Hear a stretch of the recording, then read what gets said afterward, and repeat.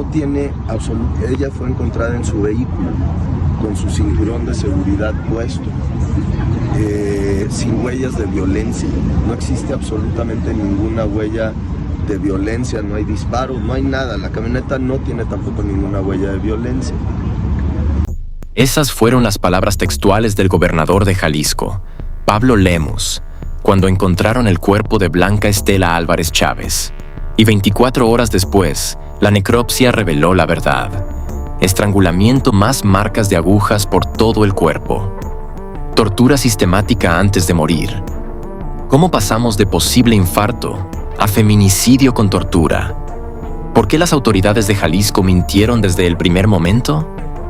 Y sobre todo, ¿por qué una regidora de Movimiento Ciudadano en un municipio pequeño de Jalisco termina torturada y asesinada? Hoy en Código Rojo México vamos a desmenuzar las contradicciones, las mentiras y lo que este caso revela sobre violencia política contra mujeres en México. Comencemos por los hechos. El cuerpo de Blanca Estela Álvarez Chávez, regidora de Manzanilla de la Paz por Movimiento Ciudadano, fue localizado por policías de Teocuitatlán de Corona en una brecha entre ese municipio y Concepción de Buenos Aires.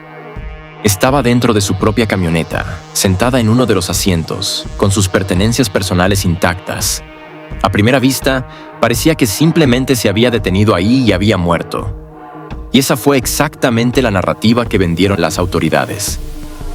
El gobernador Pablo Lemus salió a declarar con una seguridad que hoy parece obscena. No existe absolutamente ninguna huella de violencia. El fiscal Salvador González de los Santos respaldó esa versión. El cuerpo no mostraba daños externos evidentes. Especularon con muerte natural, posible infarto, cualquier cosa menos lo obvio. Pero la necropsia de ley no miente. Los estudios forenses determinaron que Blanca Estela fue estrangulada. Y ahí no termina el horror. Los peritos encontraron diversas marcas de agujas en su cuerpo, lo que sugiere uso de sustancias o métodos de tortura específicos antes de ejecutarla. Entonces déjame reformular la pregunta. ¿Cómo el gobernador de un estado y su fiscal pueden decir públicamente que no hay signos de violencia cuando una mujer fue estrangulada y torturada? ¿Es incompetencia? ¿Es encubrimiento deliberado? ¿O es que en Jalisco están tan acostumbrados a mentir sobre feminicidios que ya ni siquiera se esfuerzan en hacerlo bien? ¿Quién era Blanca Estela? No era simplemente una regidora más. Era política con trayectoria sólida en la región. Fue candidata a presidenta municipal de Manzanilla de la Paz 2 veces por Movimiento Ciudadano. Como regidora, presidía las comisiones de Vialidad y Tránsito y la de Cementerios. Era vocal en comisiones de Igualdad de Género, Medio Ambiente y Parques y Jardines. Además, se desempeñó como administradora del Hospital Comunitario de Mazamitla y era empresaria del sector turístico. Estaba próxima a ser nombrada coordinadora municipal de MC. No era figura decorativa, era operadora política activa con influencia real en su municipio.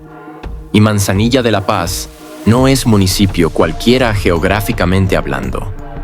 Limita con Michoacán, estado dominado por múltiples células del crimen organizado en guerra constante. Esa frontera es estratégica para tráfico de droga, para movimiento de células criminales, para control territorial. ¿Blanca Estela vio algo que no debía? ¿Rechazó alguna propuesta del crimen organizado? ¿Estaba investigando corrupción local? Las autoridades mantienen bajo reserva las líneas de investigación, pero hay patrones preocupantes que no podemos ignorar. Porque esto no es caso aislado. En menos de 6 meses, de junio a noviembre de 2025, 6 políticas municipales han sido asesinadas en México. 6. Entre ellas, Marta Laura Mendoza Mendoza, alcaldesa de Tepalcatepec, Michoacán, ejecutada en junio junto a su esposo, era cuñada de El Abuelo Farías, líder del cártel de Tepalcatepec.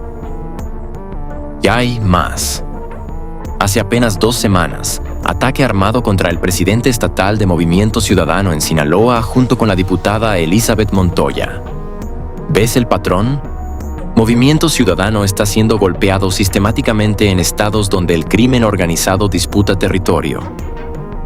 En México, aproximadamente 10 mujeres son asesinadas cada día. Cada día. Y de esos casos, solo el 25% se investiga bajo protocolo de feminicidio. El resto se archiva, se minimiza, se declara riña entre parejas o causas naturales como intentaron hacer con Blanca Estela. En Jalisco específicamente, el tema de violencia política de género es sistémico. En 2018 se registraron 33 casos de violencia política contra mujeres. ¿Sabes cuántos avanzaron en investigación? 3. Solo 3. El Estado tiene historial documentado de ignorar, minimizar y encubrir ataques contra mujeres en política. Entonces, cuando el gobernador Pablo Lemus sale a decir no hay signos de violencia antes de que terminen los estudios forenses, no es error inocente. Es continuación de patrón. Es la forma en que las autoridades intentan controlar la narrativa, minimizar el escándalo, evitar que la gente haga las preguntas correctas. Porque las preguntas correctas son incómodas. ¿Quién se beneficia de la muerte de Blanca Estela? ¿Qué estaba haciendo en sus comisiones que molestó a alguien con poder suficiente para ordenar tortura y ejecución? ¿Hay complicidad entre autoridades locales y crimen organizado en Manzanilla de La Paz? Las marcas de agujas sugieren interrogatorio. Alguien quería información de ella. Alguien la torturó sistemáticamente antes de matarla. Y después la dejaron en su camioneta, en brecha conocida, con pertenencias intactas, como si fuera escena diseñada para parecer muerte natural. Es ejecución planificada que intentaron disfrazar, y las autoridades estatales fueron cómplices de esa narrativa falsa hasta que la evidencia forense las obligó a retractarse. La Fiscalía ahora dice que desde el primer momento abordaron el caso bajo protocolo de feminicidio. Mentira.